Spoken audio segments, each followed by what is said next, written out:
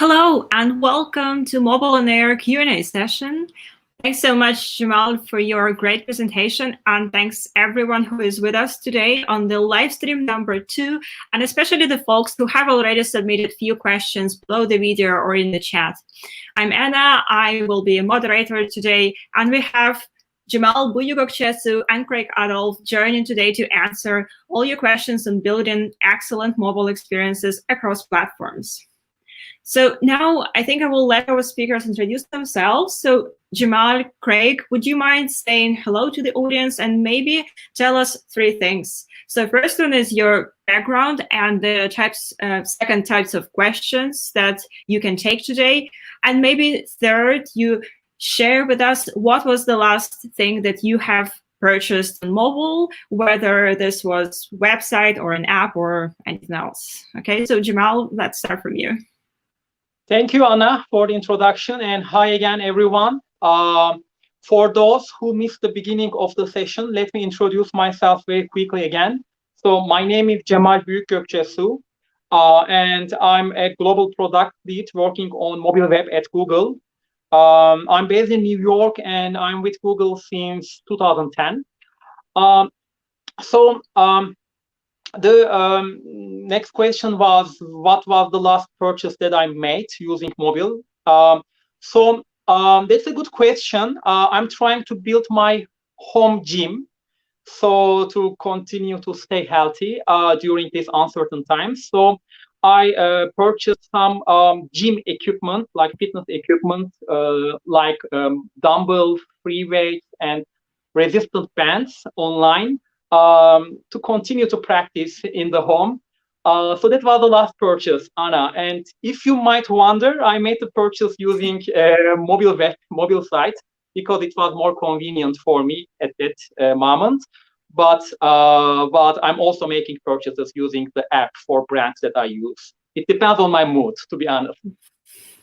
Thanks so much, Cemal. Thanks for sharing. Craig? Sure, thanks, Anna. Hello, everyone. My name is Craig, and I'm an EMEA product lead for mobile web, focusing primarily on progressive web apps and app deep linking. And I'm joining today to help out my good friend Cemal with any questions on those 2 topics. Great job, Cemal. That was a really good presentation. My most recent purchase on mobile, well, Cemal buying exercise equipment makes me look a little bit bad. Because my most recent purchase is probably the opposite. I bought a smart kettle, which means I can boil my kettle from this room, go downstairs, make my drink straight away, and come straight back up. So, I don't know, maybe that tells you a little bit about me. And Anna, we'll put you on the spot. What did you bought most recently on mobile?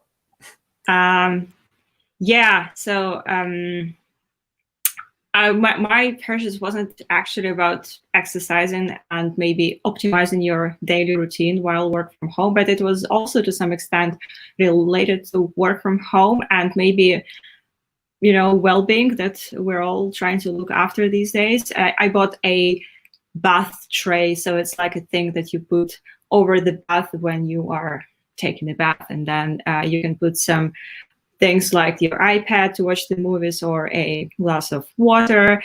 So I guess all our purchases were to some extent related to the well-being. And I wish we all continue looking after ourselves. So now let's start. And by the way, I did purchase this on the web as well, like Cemal. So now let's start talking more about mobile experiences and what they are. And we will now start with the questions, and the way this is going to work, exactly like the last time, we will prioritize the live questions that you have submitted during the talk, or you still can submit during the Q&A session. And as a warm-up, we will start with a couple of things that we saw coming through from you guys through the Mobile on Air registration form, okay? So the first one is probably directed to Cemal. Cemal, so the audience was wondering if they have both mobile website and an app, which one should they prioritize for improvements? That's a great question, and a very typical question that we usually receive at events like this. So as I repeated many times in the presentation. Users are in both platforms. They are switching from the mobile side to the native app and vice versa. So, and they are engaging with your content in both platforms to do what they want to achieve. So what I'm trying to say is, considering that you have both platforms and presence in both platforms, my recommendation is you should optimize and improve the experience in both platforms. There is no prioritization of one over the other one because users are on both platforms. So if you improve, let's say, mobile site, but neglect the mobile app experience, the same user, myself, will have a good experience on the mobile site, but probably will have a bad brand experience on the native app. So you are impacting the same user. So my recommendation, prioritize both platforms and try your best to optimize on both platforms for the best user experience. Yeah, thanks, Cemal, for sharing your thoughts on this. And I guess I can just say that prioritize mobile in general, and yeah, try to build this really great experience across all the platforms. Maybe, Craig, you can share some of your thoughts and follow up on this with another question that we saw coming in through the form. So if the company does not have a mobile app, should they start building one?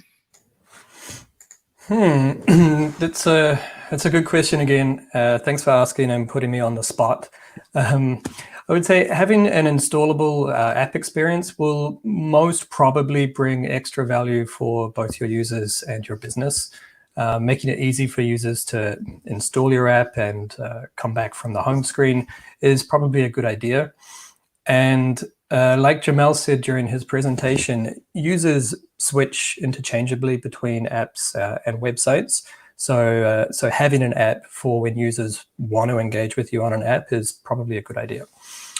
From a business perspective, actually, we have another webinar next week at the same time, which is called The Business Value of an App. So it kind of goes, so I'd recommend that you speak or you tune in next week and listen to our colleagues for a really in-depth answer on that one. So it's kind of a long answer to a simple question, but to summarize, yes, you probably do want to have an installable app experience. And how you go about doing that is dependent on what your business needs. So yeah, hope that helps. Yeah. Okay. Thanks so much, Craig. Yeah, may I remind the audience that this is a weekly webinar, right? And every week we are going to go in depth into every other topic on mobile, on the web, apps, and PWA. So do join the other ones as well. And right, so now I think we're going to move on to the live questions. First of all, I wanted to touch quickly on the few comments that we received during the live stream. So first of all, could you please paste the URL of the handbook? So that was already addressed in the comment. And I just wanted to add on top that after the live stream is over, we will also add downloads to the session description, okay? So just below the video. And then there is also on the Mobile on Air website, there is another tab with the Think with Google resources, and that handbook is there as well, okay? So just 2 things here. Also, another quick comment, PJ from New York said, excellent content, thank you. Thanks so much, PJ, for dialing in and listening to us. And now, Philip, hello, Philip. So Philip is asking, can I pitch the benefits to implement a PWA in a traditional organization? For example, the public sector. Okay, I guess, Craig, this is more into your area. Yeah, I can take that. So the question is, how can I pitch the benefits to implement PWA in a traditional organization, for example, the public sector?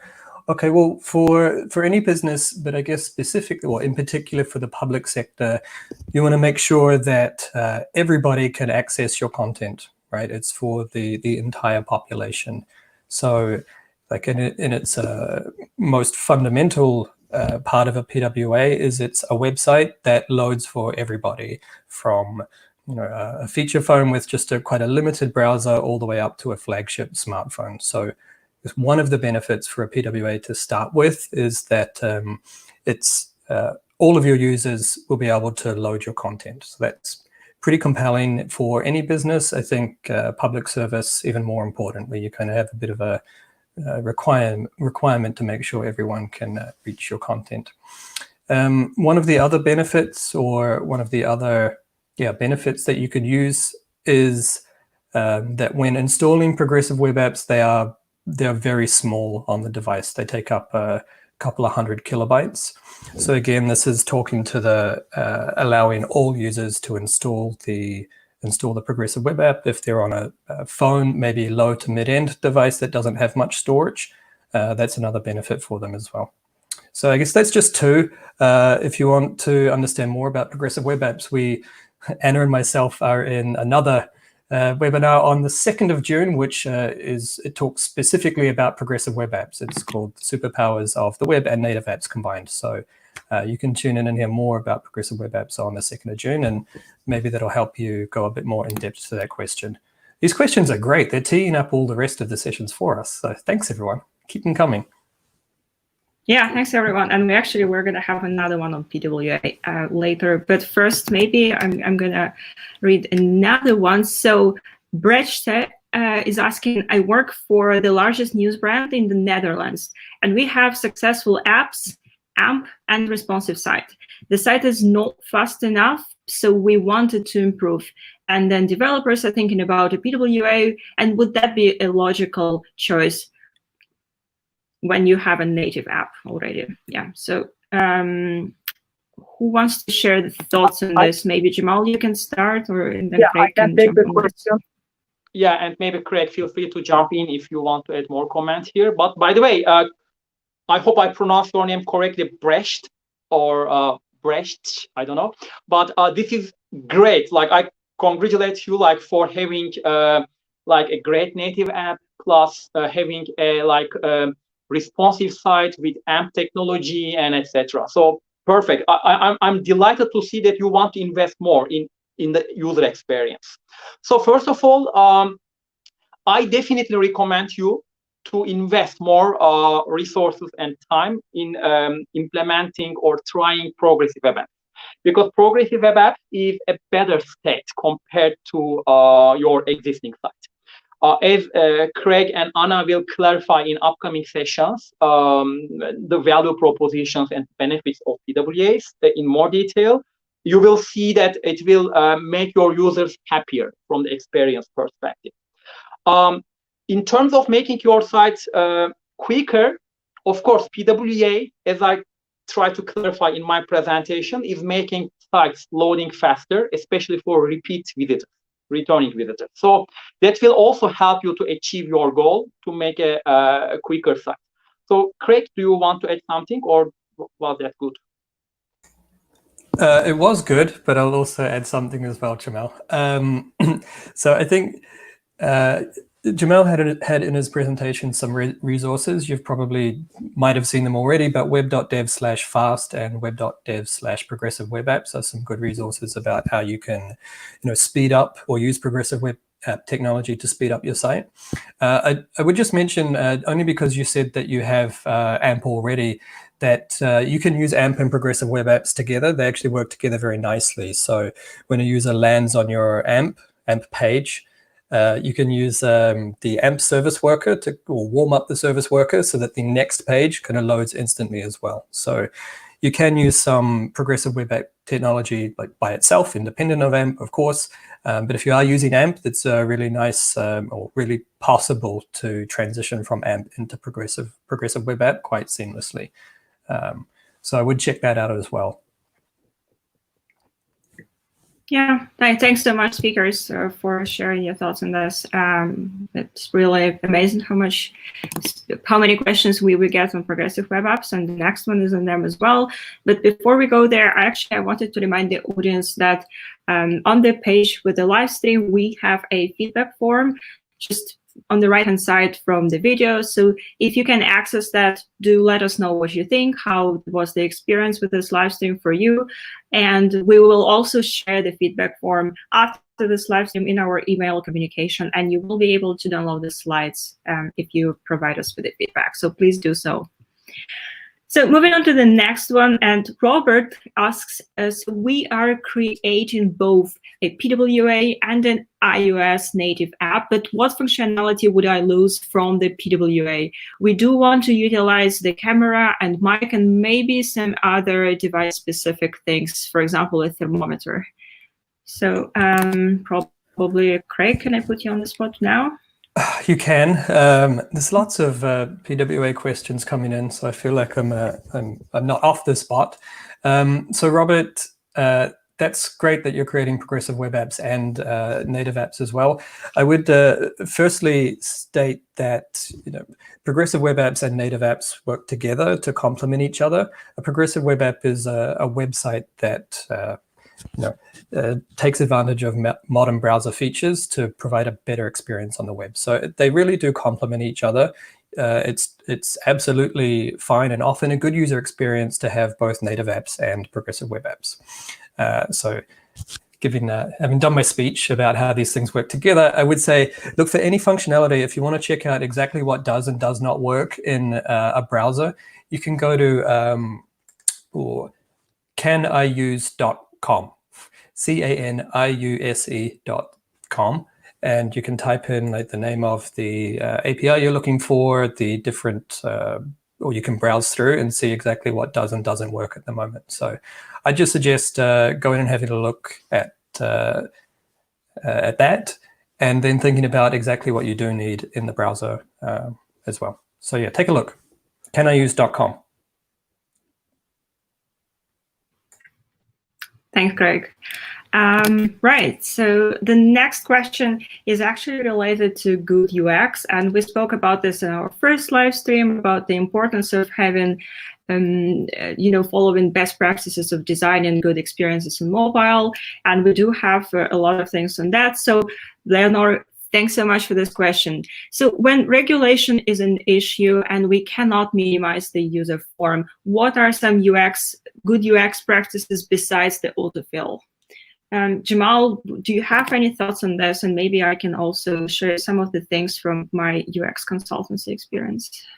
Sure. Very quickly, let me by telling you that form optimization is a huge area. We can speak for the whole day just about form optimization. And there are many content on like online platforms and YouTube that you can check and understand what you can optimize. But I will give you just 2 or 3 tips, and Anna, you can add more, and you can also do your own research because it's a really great area to invest more in. So first of all, I recommend you to keep your forms short, as like if possible. For example, I work with companies which were asking the question, what is your, for example, fax number? I mean, there is no such a number anymore. Like, or there were some questions. What is your title? If you don't need that information for your like company purposes, don't ask those questions. Second tip is more about the principle. Obvious always wins. In other words, if you offer a form experience, make sure that you show the form labels in a clear way. So user should understand what information they need to enter in a clean way.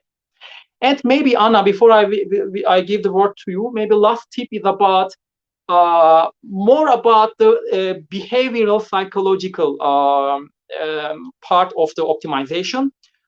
Give the user the impression that they are progressing.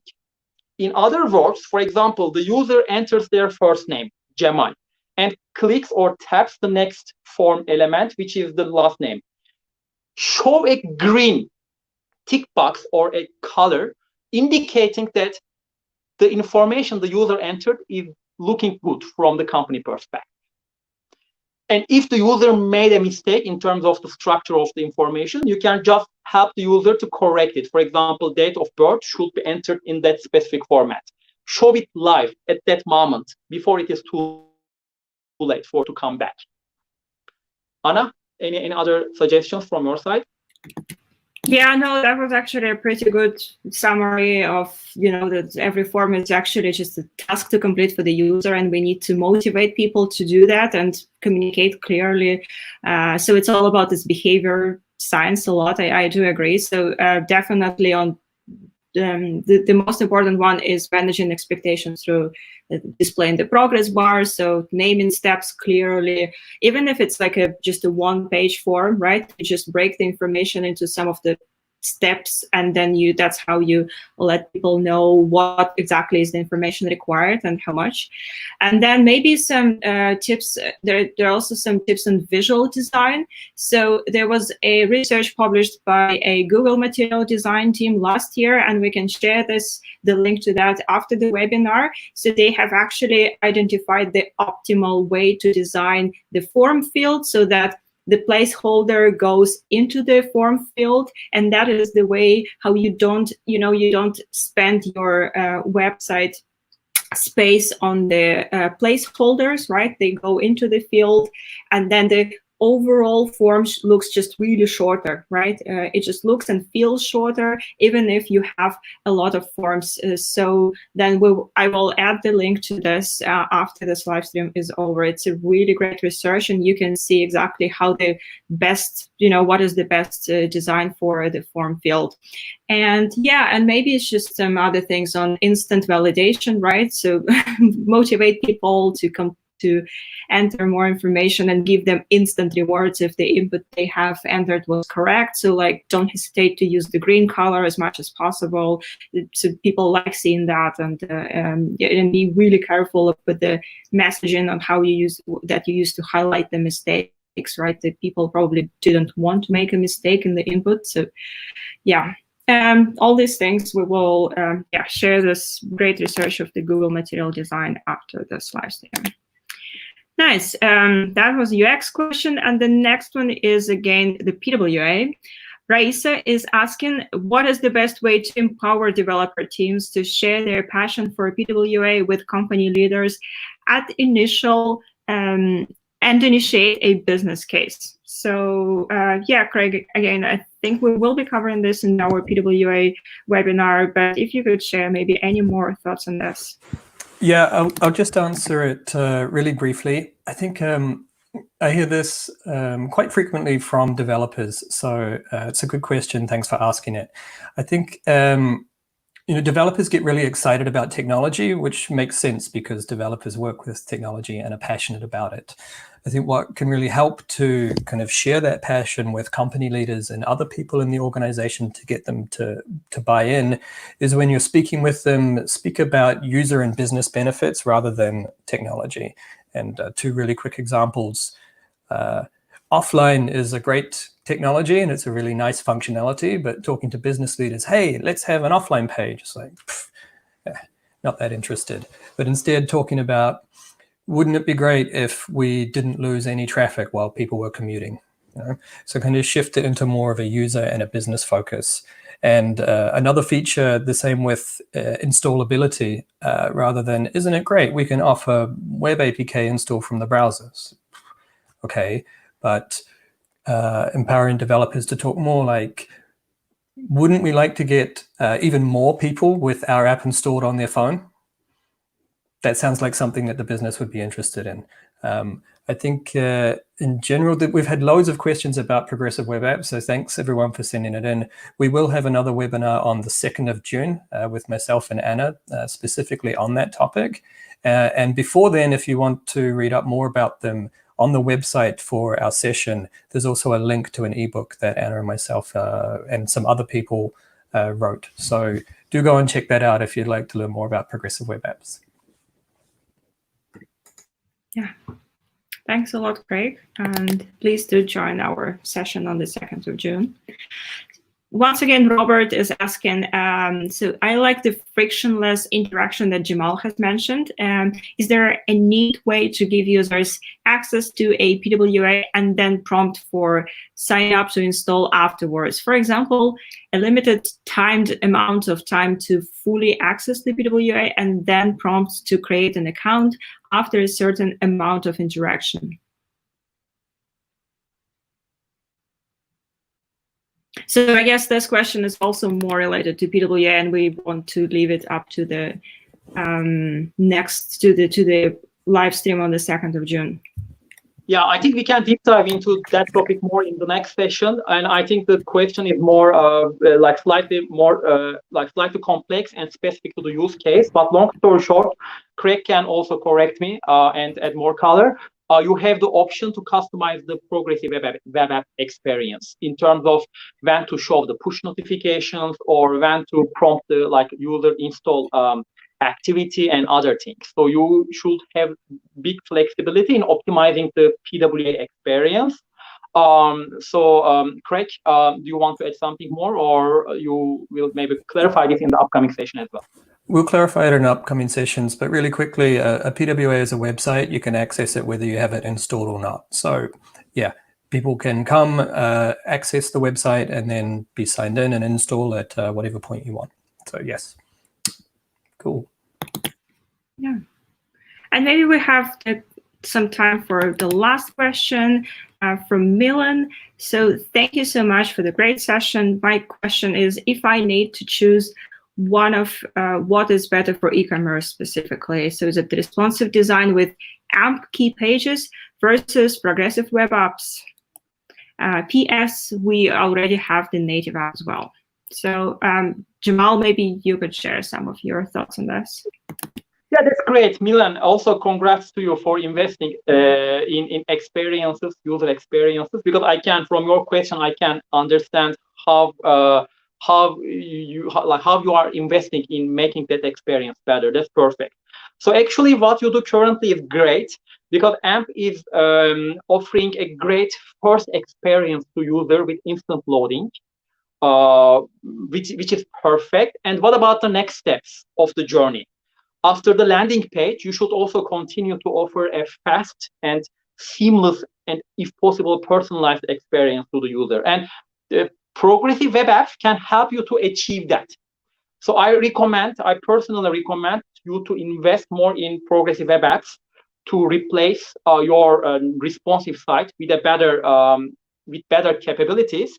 But the answer also depends on what you need from the site in terms of providing the experience to the user. So you can evaluate if you need some specific features that are offered by PWA, and consider if you want to immediately invest more in offering these features to your users or not, and continue to make your native app great. It is perfect. So as I repeated many times, native app experiences and site experiences should go hand by hand.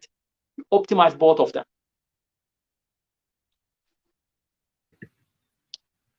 Okay. Yeah, we had actually one more, and it's also related to PWA. So I don't know if speakers want to go a little bit over time, or we want to keep the last question on the PWA to the live stream on the 2nd of June.